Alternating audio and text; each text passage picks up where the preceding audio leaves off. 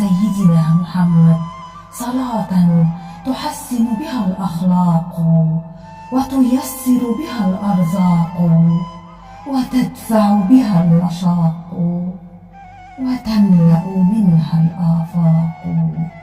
وعلى آله وصحبه وسلم صلاة دائمة من يوم خلقت الدنيا إلى يوم الطلاق. اللهم صل وسلم وبارك على سيدنا محمد صلاة تنحل بها العقد وتنفك بها الكرب وتفتح لنا بها يا رب أبواب الفرج وتقضي بها الحوائج.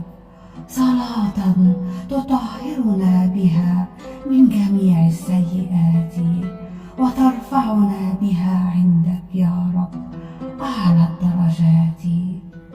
اللهم صل وسلم وبارك على سيدنا محمد وعلى آله وصحبه وسلم.